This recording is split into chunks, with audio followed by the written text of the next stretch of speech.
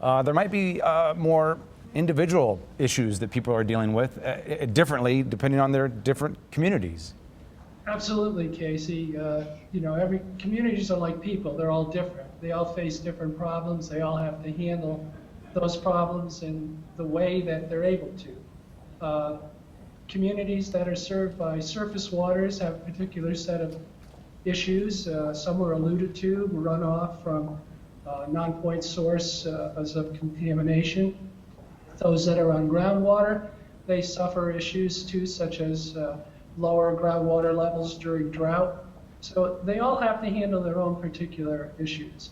And the things they do have in common, though, is quality of water, quantity of water, and the public understanding of what goes into producing water.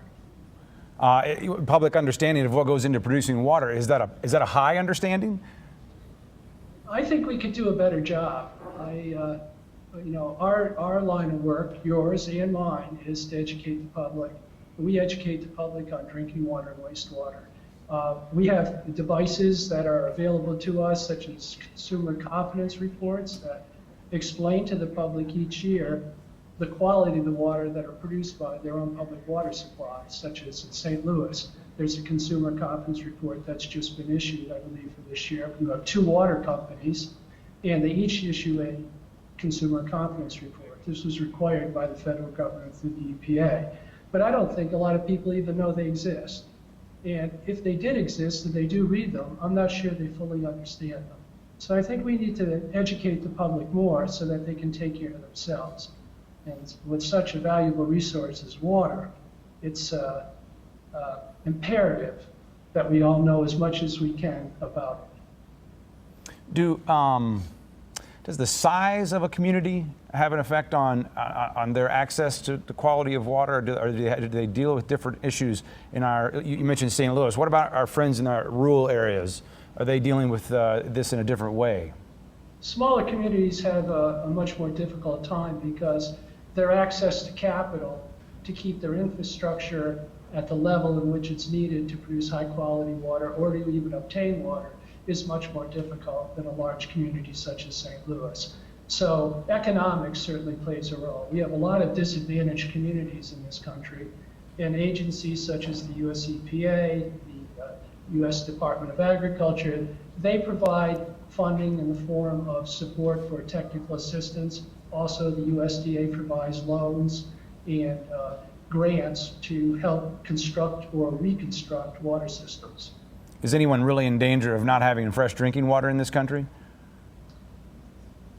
Potentially, we have that danger. If we don't continue taking care of our sources, if we have failing wastewater systems that pollute our drinking water systems, and we don't have the capital or the wherewithal to correct those situations, yes, we're in danger of not having water.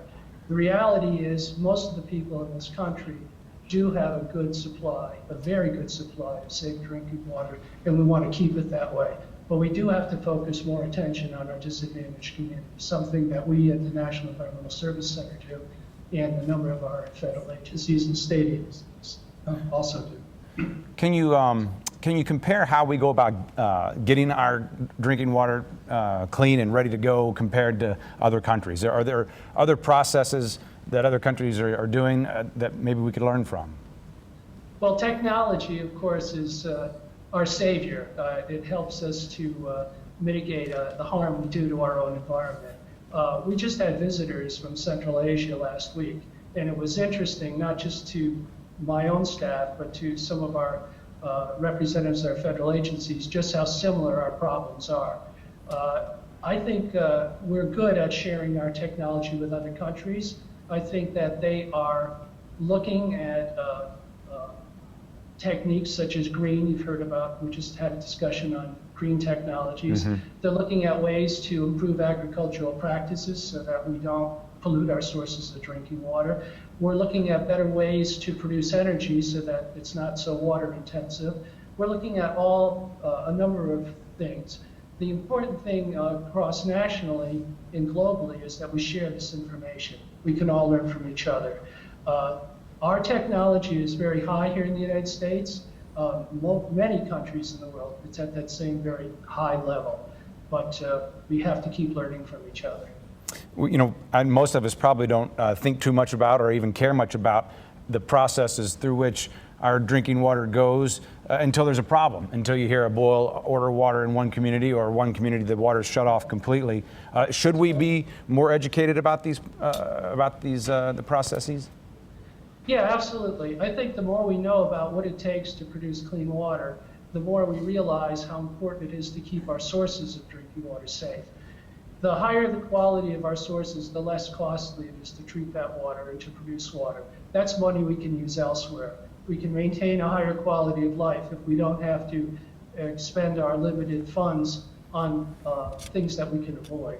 So we've got a protection concept that we have to maybe reinstill into our national debate about drinking